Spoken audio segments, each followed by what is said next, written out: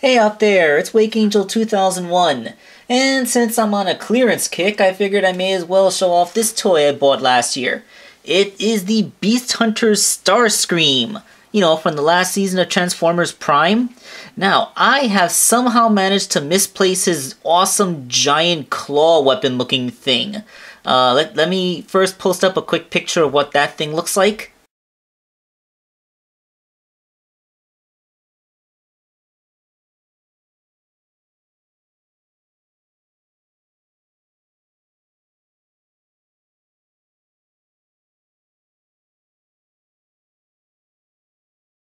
Yeah, it's kind of cool. It looks like it has its own thrusters, doesn't it? Yeah, so if it was on here, it would be able to clip onto the bottom of the plane, which you cannot see because I lifted it above frame. Yeah, it would clip onto the bottom using these pegs right here. Not the holes, these little weird triangular peg things. So yeah. The jet is pretty nice. It has a little fold-away landing gear, which is always a nice touch. And from the top, it doesn't look accurate to any plane that's ever existed, but it looks pretty cool. It kind of reminds me of something I saw in Tank Girl, the Tank Girl movie. Like it's like a jet tricked out Mad Max style. There's a bit of underkibble. I think it actually handles it a little bit better though. I mean, Starscream's legs sort of disguise themselves as jet intakes here, and then his feet sort of look like extra boosters to go along with this one underneath the fins, and his hands at least are only visible from directly behind and a little bit from above. But as far as the robot kibble for a jet former in the deluxe price point, it's actually not bad.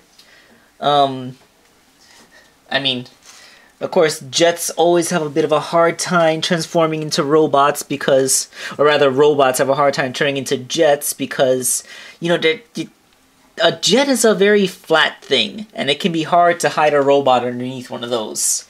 The new Combiner Wars Silverbolt is a hilarious example of that. In jet mode, his wings do have a little bit of movement. It's for transformation, but you can pretend that it's like one of those jets that sweeps back its wings for supersonic flight. That's kind of cool. Okay, so let's get him into robot mode so you can, see his robot mode. The robot mode is actually really awesome looking. A fairly large portion of the jet ends up on his back, but I think he carries it all pretty well. And the robot inside looks really cool. The only problem compared to the first edition version of Starscream is that a little bit of the pseudo mass shifting is lost. The plane modes for both of these guys are about the same size, but as you can see, the first edition is head and shoulders taller than the Beast Hunter's mold in robot mode. Still, aside from a little bit of added height, this doesn't really sacrifice anything. Now, the articulation on this guy is really good. He has a ball-jointed little head, which can tilt and emote and move up and down and all kinds of stuff. Of course, it can look left and right, because that's the simple thing. He has ball-jointed shoulders, which I'm trying to maneuver my hands around so it doesn't show.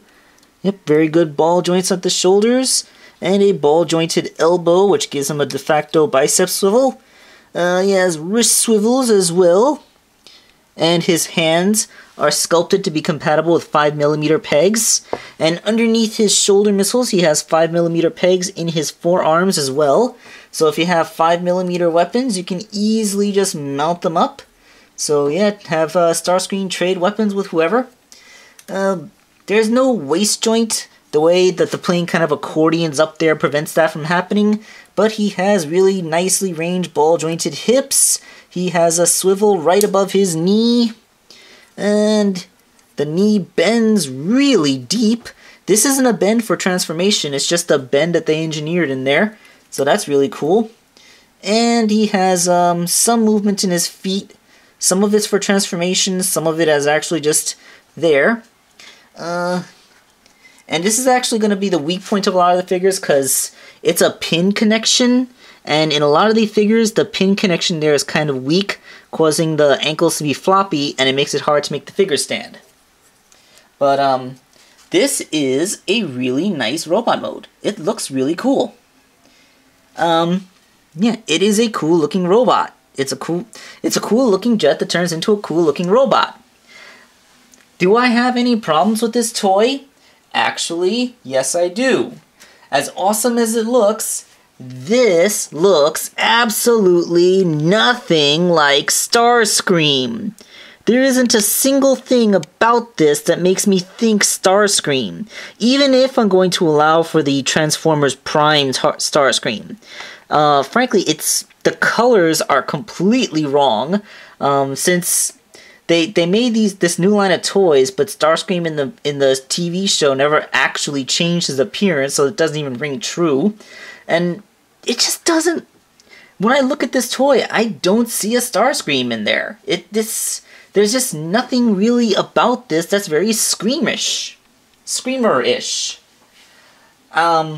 Which is such a shame, because they made this really, really cool robot plane dude, but they just, instead of making it a new cool character, they just made it Starscream. And you know what? This mold kind of looks even more feminine than the first edition Starscream, with the even broader hips and the large chest. This thing screams female Transformer almost as much as Windblade. They could have actually taken their opportunity to make this the first official female jet Transformer and have beaten out Windblade by like almost 2 years. Yeah, like this with a proper repaint, this could easily be like Airazor, a modernized Airazor. I mean, Beast Machines, Beast Wars. Beast Hunters, Beast Wars. That would have worked.